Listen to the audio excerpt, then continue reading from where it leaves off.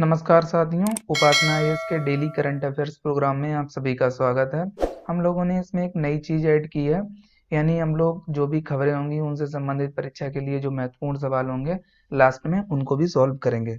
तो साथियों, यदि आप हमारे चैनल पर नए व्यूअर हैं तो सबसे पहले चैनल को सब्सक्राइब कर लीजिए, उसके साथ ही बेल आइकन को भी प्रेस कर लीजिए, जिससे आपको हमारे आने वाले सभी वीडियो की नोटिफिकेशन मिल सके। चलिए हम लोग सेशन शुरू करते हैं। आज के सेशन की पहली खबर है एकल कृषि खबरों में। तो जानते हैं ये चर्चा में क्यों है। हाल ही में किसान आंदोलन को लेकर ये चर्चा का विषय बन गई है। बेसिकली जो पंजाब के किसान हैं और हरियाणा के, उनके द्वारा जो दिल्ली में आंदोलन किया जा रहा है, उसी को लेकर ये जो एकल कृषि है पंजाब क्षेत्र में की जा रही है, चर्चा में आ गई है। तो जानते हैं सबसे पहले ये क्या है। ये कृषि की एक पद्धति है जो कि एक विशिष्ट भूमि अथवा खेत पर एक समय में केवल एक ही प्रकार की फसल उगाने के विचार पर आधारित है। हालांकि यह ध्यान रखना महत्वपूर्ण है कि एकल कृषि पद्धति केवल फसलों पर ही लागू नहीं होती, बल्कि इसमें एक समय में विशिष्ट भूमि अथवा खेत पर केवल एक ही प्रजाति के जानवरों के प्रजनन की पद्धति भी शामिल है। तो ये तो इसकी परिभाषा हो गई, आपको ध्यान रखनी है। अब हम लोग जानते हैं कि एकल कृषि के जो नुकसान है वो क्या क्या है, जिसको लेकर ये चर्चा में है। पहला इसका नुकसान है, एक ही भूमि अथवा खेत में वर्ष दर वर्ष एक ही प्रकार की फसल उगाने से कीट और रोगों के हमलों की संभावना बढ़ जाती है। वहीं फसल और आनुवंशिक विविधता जितनी अधिक होती है, कीटों और रोगजनक के लिए फसल को नुकसान पहुंचाना उतना ही मुश्किल होता है। तो बेसिकली इस पॉइंट में ये बात बताई जा रही है कि आप अगर लगातार किसी एक ही खेती पर एक ही फसल को उगाएंगे तो वहाँ जो कीट हैं या रोग हैं उनकी फसलों के लिए संभावना बढ़ जाती है।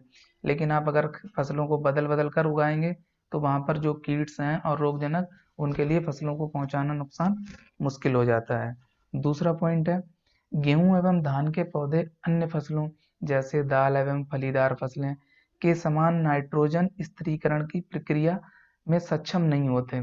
अतः फसल विविधता के बिना निरंतर गेहूं एवं धान की खेती करने से मिट्टी में पोषक तत्वों की कमी हो जाती है, जिससे किसानों को रासायनिक उर्वरकों और कीटनाशकों पर निर्भर रहना पड़ता है। जब किसानों को केमिकल फर्टिलाइजर्स और जो पेस्टिसाइड्स हैं यानी कीटनाशक, उन पर अगर निर्भर रहना पड़ेगा तो उनकी जो इनपुट है यानी खेती में जो लागत लगाई जाती है उसकी मात्रा या वित्तीय बोझ बढ़ जाएगा। ये भी आपको ध्यान रखना है।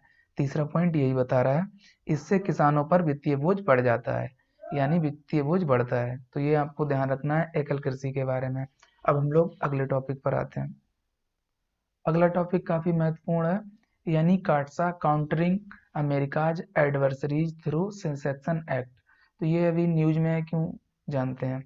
हाल ही में अमेरिका ने तुर्की पर रूस से S-400 मिसाइल प्रणाली यानी S-400 मिसाइल सिस्टम की खरीद के लिए प्रतिबंध लगा दिए हैं।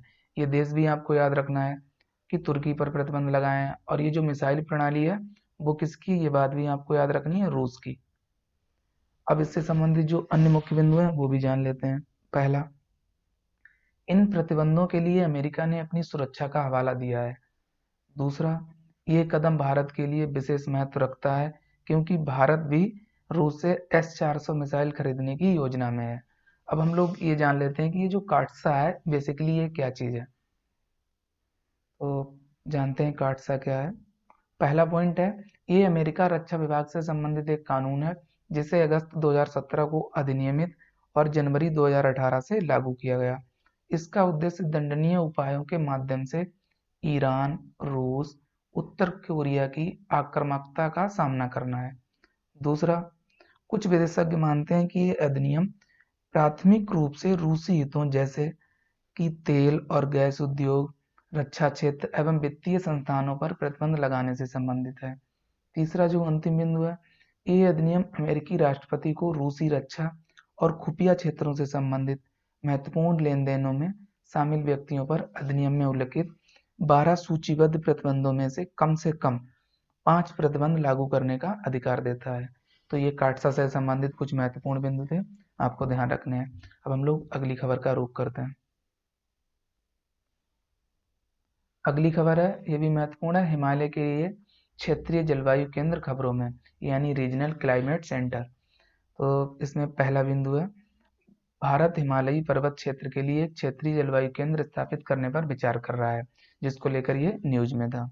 दूसरा, ये क्षेत्रीय जलवायु केंद्र हिमालयी क्षेत्रों में रहने वाले लोगों, विशेष तौर पर किसानों और जनजातियों यानी ट्राइबल्स के लिए मौसम से संबंधित सेवाएं प्रदान करेगा।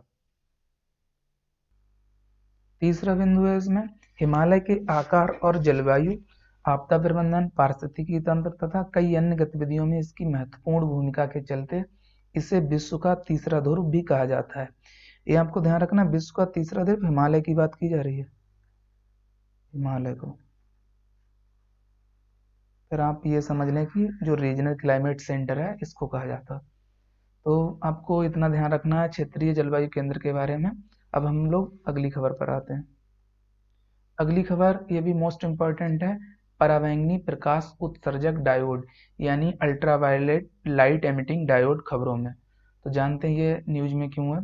इजराइल के तेल अवीव विश्वविद्यालय के शोधकर्ताओं ने अपने एक शोध में दावा किया है कि कोरोना वायरस को यूवी एलईडीएस का प्रयोग करके खत्म किया जा सकता है, यानी पराबैंगनी प्रकाश उत्सर्जक जो डायोड है यूवी एलईडी, तो इसको प्रयोग करके आप कोरोना वायरस से जो भी संबंधित कीटाणु हैं उनको खत्म कर सकते हैं, इसलिए ये न्यूज में था। ये आपको इसमें ये याद रखना है कि बेसिकली किस देश के वैज्ञानिकों ने ऐसा दावा किया है, इजराइल। बस। अगला अगला है चिल्हाटी हल्दीबाड़ी रेल लाइन खबरों में। तो जानते हैं ये न्यूज में क्यों है, इससे संबंधित जो बिंदु हैं। पहला, भारत बांग्लादेश वर्चुअल समिट के दौरान प्रधानमंत्री श्री नरेंद्र मोदी और बांग्लादेश की प्रधानमंत्री शेख हसीना ने संयुक्त रूप से भारत बांग्लादेश के बीच चिल्हाटी हल्दीबाड़ी रेल लिंक का उद्घाटन किया है। तो आपको ये याद रखना है किन देशों के बीच है, भारत और बांग्लादेश के बीच। दूसरा, हल्दीबाड़ी यानी पश्चिम बंगाल जो भारत का राज्य है से चिल्हाटी बांग्लादेश तक की ये रेलवे लाइन अब दोनों देशों के बीच आगमन को आसान बनाने, आपसी संपर्क और लोगों के बीच संबंधों को बढ़ावा देने के लिए पुनः चालू की जा रही है। पुनः चालू इसलिए की जा रही है क्योंकि ये बेसिकली पहले भी चल रही थी, लेकिन भारत पाक युद्ध के दौरान यानी 1965 में इसे बंद कर दिया गया था।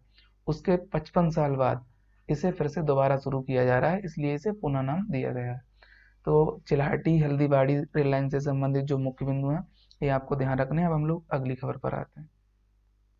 अगली खबर में परीक्षा के लिए एक महत्वपूर्ण तथ्य है, ये आपको याद रखना है। ब्रिटेन के प्रधानमंत्री बोरिस जॉनसन अगले वर्ष यानी 26 जनवरी को गणतंत्र दिवस परेड में मुख्य अतिथि होंगे, ये आपको याद रखना है।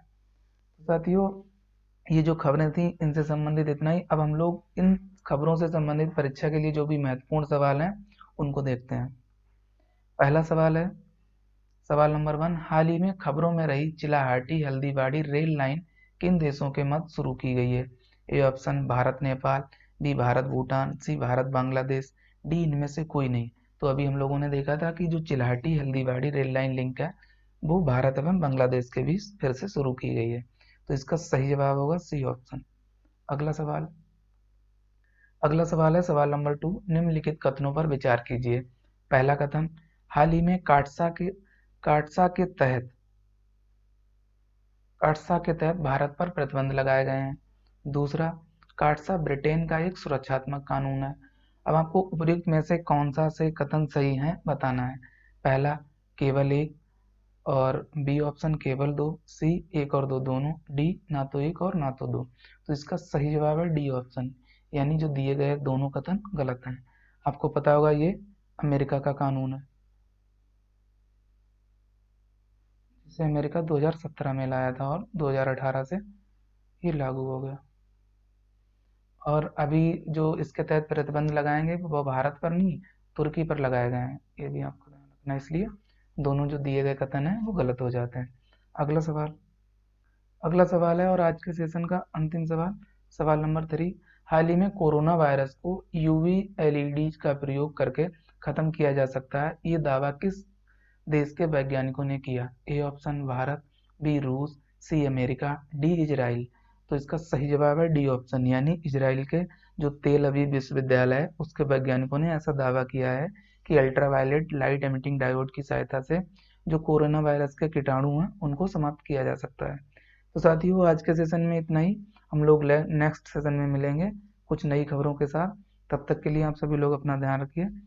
Thank you, best of luck. साथ ही उपासना आईएएस के चैनल को लाइक, शेयर और सब्सक्राइब करना ना भूलिए।